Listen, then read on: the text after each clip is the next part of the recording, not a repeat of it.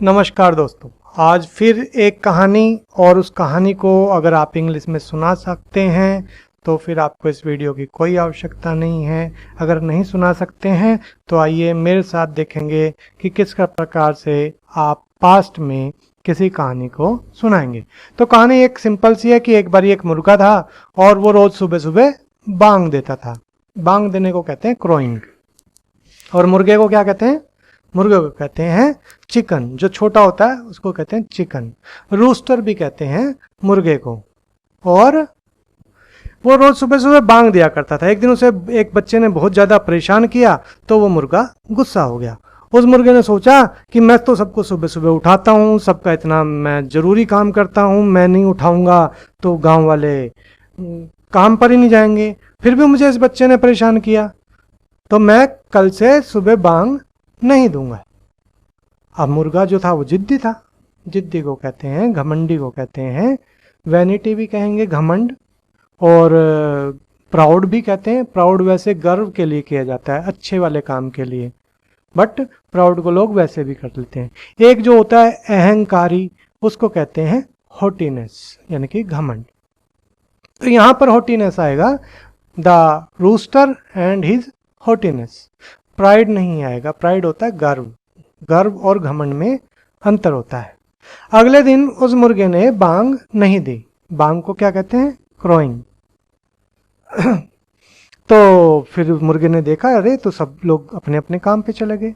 तब मुर्गे की समझ में आया कि भाई आप किसी काम को करते हो तो ये बहुत अच्छी बात है, परंतु आप ही कर सकते हो, आपके बिना काम नहीं चलेगा। ये सिर्फ और सिर्फ आपका फितूर है, आपका वहम है और कुछ नहीं है।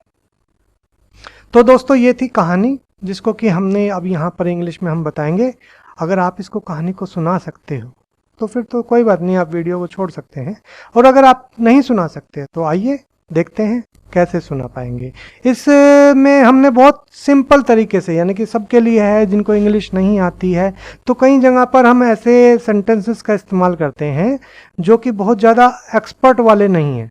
सिंपल वालों को हम इस्तेमाल करने की कोशिश करते हैं ताकि आसानी से हर कोई उसको समझ सके और बोल सके। अधिकतर सेंटेंसेस पास्ट में बनाए जाते हैं क्योंकि अधिकतर कहानियां पास्ट में होती हैं। तो मुर्गा, शुरू करते हैं। मुर्गे को क्या कहते हैं? मुर्गे को कहते हैं चिकन। और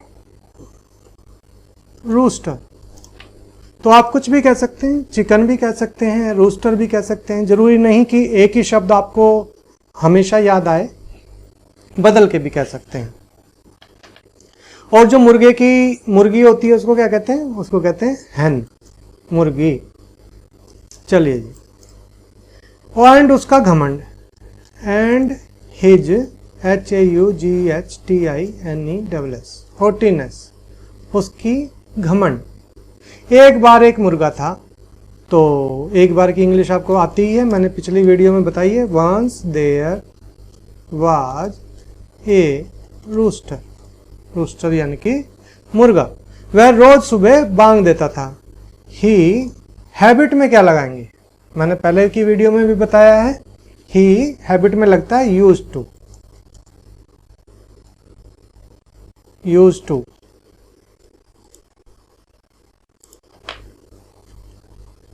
He used to crow every morning. Crow मैंने बांग देना। एक दिन एक बच्चे ने उसे बहुत परेशान किया। One day a child disturbed him very much. बहुत ही सिंपल लैंग्वेज हम इस्तेमाल कर रहे हैं यहाँ पे। डिस्टर्ब, डिस्टर्ब मैंने परेशान करना। अब मुर्गा जो है वो खेल रहा है, चुग रहा है, कुछ भी कर रहा है, तो बच्चा उसको छेड़ रहा है, तो हमने इसलिए इसके लिए लगाया है डिस्टर्ब करना। डिस्टर्ब करना यानी कि परेशान करना। मुर्गा गुस्सा हो गया, तो गुस्सा होने की English, the rooster became angry. मुर्गे ने सोचा, द रूस्टर, सोचने की इंग्लिश थॉट। that वो सुबह सबको उठाता है। यहाँ पर हिंदी में थोड़ा सा गलत हो रखा है, वह सुबह सुबह सबको उठाता है। He used to awake मैंने उठाना, उठना wake up, second form woke up, और उठाना awake everybody. He used to awake everybody by crowing मैंने बांग देखा। उसके बावजूद भी, फिर भी, तो उसके बावजूद भी even after that, ये भी लगा सकते हो आप। फिर भी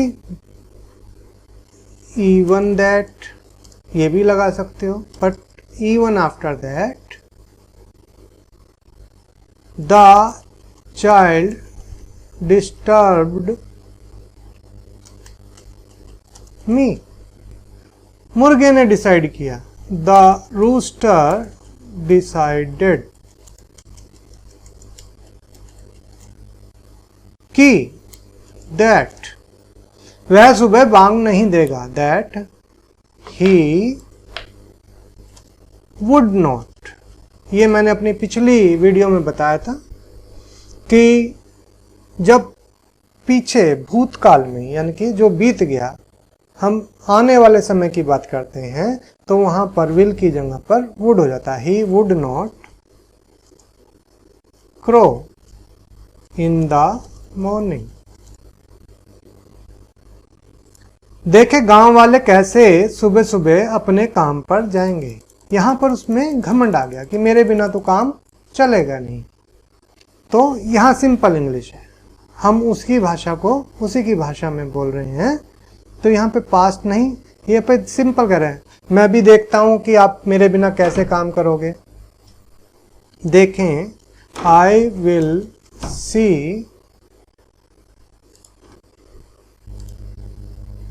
will see how all the villagers will go to their work. I will see मैं देखूंगा, हाउ कैसे, ऑल द विलेजर्स गांव वाले, go to their work in the morning. अगले दिन मुर्गे ने बांग नहीं दी। अब ये सिंपल पास्ट आ गया। अगले दिन को क्या कहते हैं? Next day. The rooster did not. अब जहां पर हम नहीं का इस्तेमाल करते हैं वहां पे हम लगाते हैं डिड नॉट। तो पास्ट में हम बात कर रहे हैं तो इसलिए did not. The rooster did not crow in the morning. पर सब गांव वाले, पर की इंग्लिश बट, सब गांव वाले ऑल द विलेजर्स अपने काम पर चले गए। क्या किया उन्होंने? चले गए। Went to their work. तब मुर्गे की समझ में आया। तब की English then. The rooster understood. Understand मैंने समझना, अंडरस्टूड मैंने समझ गया। कि यहीं पे है ये दूसरा सेंटेंस कि दैट। उसके बांग देने का फायदा जरूर है। That he is crowing. Crowing means बांग देना। इज क्योंकि हम पास्ट में लिख रहे हैं तो वाज। बेनिफिशियल। बेनिफिशियल मीन्स काम की है, जरूर है, बट उसके बांग नहीं देने से किसी का काम नहीं रुकने वाला है। बट इफ ही, अब ये सिंपल है, प्रेजेंट में आ गया है कि अगर वो बांग नहीं देता है, पास्ट में बात नहीं कर रहे हैं, उसकी बात बता रहे हैं। But if he doesn't crow, does not को बोलते हैं डजंट, डजंट करो, then no one work will stop. बहुत ही सिंपल इंग्लिश में बताने की कोशिश की जा रही है, क्योंकि इसमें छोटे बच्चे भी सीख रहे हैं और बड़े बच्चे भी सीख रहे हैं। जब हम आगे एडवांस कराएंगे तो वहां पर एडवांस इंग्लिश बताएंगे। इसके बाद मुर्गे ने फिर से बांग देनी शुरू कर दी। द रूस्टर, फिर से अगेन शुरू करना, स्टार्टेड क्रोइंग, बस हो गया।